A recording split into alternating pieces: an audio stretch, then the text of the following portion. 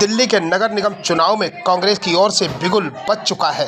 अब कांग्रेस के कार्यकर्ता और नेता दिल्ली में मृत पड़े कांग्रेस में जान फूंकने का काम कर रहे हैं। इसी कड़ी में आगे बढ़ते हुए दिल्ली के बवाना जिला में कार्यकर्ता सम्मेलन का आयोजन किया गया।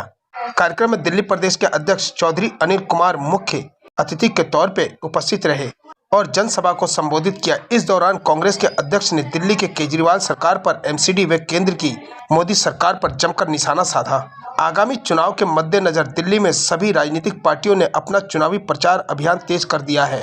वहीं 5 राज्यों के चुनावी नतीजों में शिकस्त पाने के बाद कांग्रेस ने दिल्ली में अपने कार्यकर्ताओं में जान फूंकने का काम शुरू कर दिया है। इस कार्यक्रम के माध्यम से सैकड़ों की संख्या में कार्यकर्ताओं ने भाग लिया। कांग्रेस के निगम चुनाव में मजबूती देने के लिए प्रण लिया। और अरविंद कहता है सब कुछ ठीक है। अरे शर्म आनी चाहिए, आपकी नजर में, आपकी निगाह में सब कुछ ठीक हो सकता है। सच यही है कि आज बुजुर्ग परेशान है, माए परेशान है, युवा परेशान है। सियासत में हार जीत चलती रहती है। इस मुल्क को आज़ाद कराने में कांग्रेस के नेताओं का योगदान रहा, सहयोग रहा, इस देशवासियों का सहयोग रहा। सन 64 में भी हम आ रहे हैं, ऐसी बात नहीं है। कांग्रेस वहाँ पे भी उस समय झटके में आई, लेकिन कांग्रेस का कार्यकर्ता जब सड़कों पर आता है तो कांग्रेस फिर मजबूताई के साथ आगे आती है। और ये उदाहरण है आज का ये प्रोग्राम, आप देख सकते हैं, जहाँ तक नज़र जा रही है वहाँ तक कार्यकर्ता यहाँ बैठे हुए हैं। तो हार जीत से ये पार्टी की आप ताकत को नहीं आंक सकते। आंकना है तो उसके कार्यकर्ताओं को मनोबल देखें आप। हम 2 साल से कह रहे हैं कि हम फरवरी में चुनाव हारे थे 2020 में, तब से निरंतर सड़कों पर हैं। कोविड काल में जो हमने सेवा की, जो सेवा भाव की हमने बाई इलेक्शन में, इसलिए लोगों ने हमें मौका दिया। 22% वोट हमें मिले, एक हमारा साथी चुनाव भी जीता तो मुझे पूरा विश्वास है जनता की लड़ाई हम लड़ रहे हैं। यही हमें नेतृत्व हमें सिखाता है। राहुल जी से हमें ये ऊर्जा मिलती है कि हमें अपना काम करते रहना है। चुनाव के परिणाम हमारा हौसला नहीं तोड़ सकते। देश की जनता कोरोना से उलझ रही, गरीबी से, बेरोजगारी से, महंगाई से, लेकिन 5 किलो राशन और 6,000 रुपया, किसान को 6,000 रुपया दिया गया जब 60,000 का महंगाई थोप दिया गया। लेकिन 5 किलो के राशन में वो से सारे दुख और तकलीफ, अपने अधिकार को भूल गए। ये बहुत त्रासदी है, ये बहुत दुख की बात है। आपको क्या कहेंगे दिल्ली को लेकर, जो दिल्ली में 15 साल से जो है बीजेपी शासित राज कर रही है निगम में, और अब आम आदमी पार्टी भी जो है टक्कर में आ रही है। मैं 2 या 3 बार पार्लियामेंट में बोला हूँ कि भलसवा झील, भलसवा में जो उसका मलबे का वो है, हाँ, वो जब बीजेपी 15 साल से झाड़ू तक नहीं मरवा सकती, केवल लूट करने का। मैंने खुद टिकट दिया था 20-22 लोगों को, और 20-22 काउंसलर बने थे जो 500,000 रुपये वाले हैसियत थे। आज 2 और 3 कोठी, 2-2, 3-3 कोठियाँ बना दिया।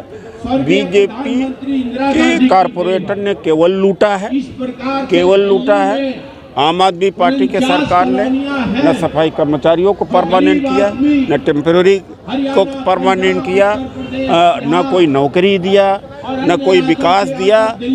झूठ बोला, जो वायदा किए थे उन्होंने पूरा नहीं किया। और इस अग्नि में हम तपे हैं तो फिर निखर के उभरेंगे, और जनता जानेगी कि किस तरह से कांग्रेस पार्टी का इतिहास रहा है।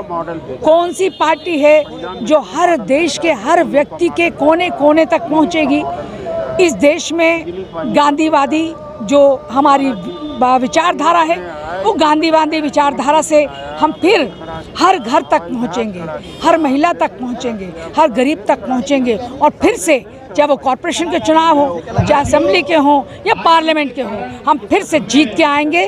क्योंकि मैं भी जब यहाँ थी, भारत सरकार में मंत्री होते हुए यहाँ पे बहुत विकास के काम हुए। उसके बाद लोगों ने जिताया भी कांग्रेस के लोगों को। लेकिन कुछ चीज़ें कभी कभी हो जाती हैं लोगों में कि दूसरे को देखना चाहते हैं। अब उन्होंने देख लिया उन्हें भी, और अब फिर कांग्रेस की ओर मुड़े हैं। और कांग्रेस के इतिहास को जानते हुए सोनिया गांधी जी ने जिस तरह से अपना त्याग किया है, जिस तरह से राजीव गांधी जी के ना होने के बावजूद उन्होंने उस तिरंगे झंडे को लेके अपने राहुल जी और प्रियंका जी को उस अग्नि में चलने के लिए कहा कि जिस अग्नि पे चल के वो देश का भला कर सकते हैं, देश की तरक्की कर सकते हैं, देश को उठा सकते हैं, देश को बढ़ा सकते हैं। और फिर वही भारत जिसकी उज्ज्वलता पूरे विश्व में जागेगी, चमकेगी, वो भारत देश जिसका प्रकाश पूरे विश्व में होगा, वो ऐसा भारत जहाँ सोने की चिड़िया कहलाया जाने वाला भारत, वो एक ऐसा भारत जहाँ पे हर व्यक्ति का सम्मान होता है। वो संविधान जो बाबा साहब ने दिया था उसमें हर व्यक्ति को, एक का जाति का नहीं बल्कि हर महिला को, महिला चाहे वो किसी धर्म की है, किसी जाति की है, किसी वर्ग की है, वो गरीब है, वो अमीर है, वो किसान है, वो दलित है, उन सबको बराबर का अधिकार किसने दिया? वो कांग्रेस पार्टी के संविधान ने। जिस कांग्रेस के संविधान को बाबा साहब ने बनाया और उसके तहत हम चल रहे थे, लेकिन आज सब समझ गए कि किस तरह से संविधान को तोड़ा जा रहा है, किस तरह से बेचा जा रहा है, किस तरह से देश की हर चीज़ बेच दी गई। देश नहीं बिकने दूंगा, देश बिकता जा रहा है।